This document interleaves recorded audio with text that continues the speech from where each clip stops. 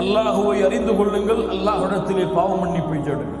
நம் புகாரி ரஹ்மஹுல்லாஹ் இந்த வசனத்தை கொண்டு அவங்களுடைய புத்தகத்தில் ஸஹீஹுல் புகாரியில் ஒரு பாடத்தை அமைக்கிறார்கள். அல் இல்மு கப்ல அல் கௌலி வல் அமல். இல்ம் செயல்படுவதற்கும் சொல்லுவதற்கும் முன்னால் அந்த கல்வி இருந்தால்தான் அதை சொல்ல முடியும், அதை செயல்பட முடியும். நோன்பு அர்கானு ஸியாம், ருக்குன், இது இருந்தால்தான் அது நிலையாக இருக்கும். இந்த ருக்குனில் எது இல்லை என்றாலும் அது நிறைவேறாது. இது இருந்தால்தான் நடக்கும், இது இல்லை என்றால் நோன்பு நடக்காது. அர்கானு ஸியாம், நோன்புடைய முதல் ருக்குன் என்ன?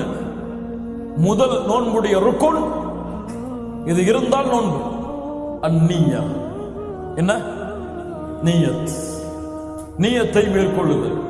அல்லாஹ் ரப்புல் ஆலமீன் சொல்கிறார், வமா உமிரு இல்லா லியஅபுதுல்லாஹ முக்லிஸீன லஹுத்தீன் ஹனஃபா.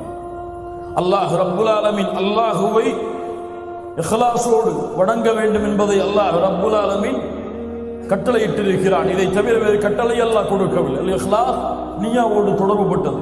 அல்லாஹ்வுடைய தூதர் ஸல்லல்லாஹு அலைஹி வஸல்லம் சொன்னார்கள், இன்னமல் அமாலு பின்னியாத், எண்ணங்களை கொண்டுதான் செயல்கள் அமையும். இப்போ நியத் நோன்பிற்கு கடமை, கட்டாயம். நோன்பு இரண்டு வகைப்படும்.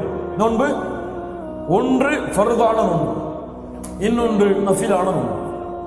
ஃபர்தான நோன்பிற்கு நியத் இல்லாமல் அந்த நோன்பு நிறைவேறாது. ஃபர்தான கடமையான நோன்பிற்கு நிய்யா இல்லாமல் அந்த நோன்பு நிறைவேறாது. கட்டாயமாக நோன்பிற்கு நியத் அவசியம். ஒவ்வொரு நோன்பிற்கும், ரமதான் மாதத்தில் இருக்கக்கூடிய 30 நோன்புகளில் ஒவ்வொரு நோன்பிற்கும் நியத் அவசியமா.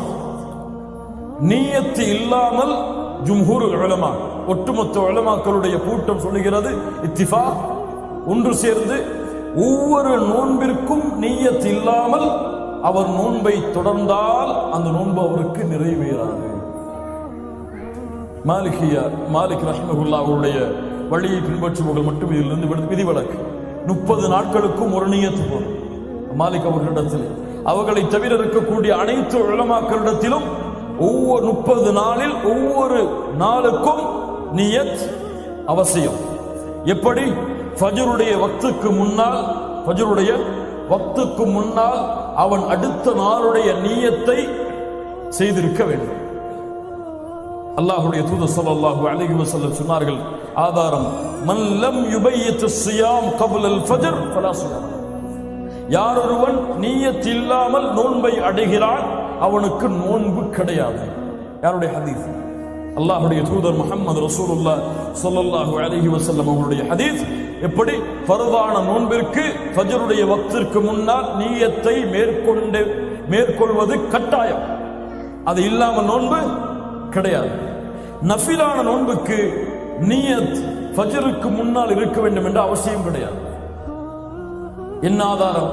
அல்லாஹ்வுடைய தூதர் ஸல்லல்லாஹு அலைஹி வஸல்லம் அவர்களுடைய மனைவிமார்கள் ஆயிஷா রাদিয়াল্লাহு அன்ஹா அறிவிக்கிறார்கள், தഖல அலைய நபி ஸல்லல்லாஹு அலைஹி வஸல்லம், அல்லாஹ்வுடைய தூதர் ஒருமுறை எங்களுடைய வீட்டுக்கு வந்தார்கள். தாத்தையும் ஒரு நாள் ஃபகால, சொன்னார்கள், ஹல் இந்தக்கும் ஷை,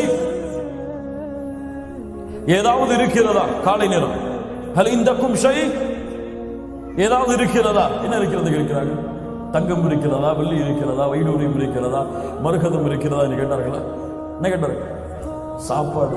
ஹல் இந்தக்கும் ஷை,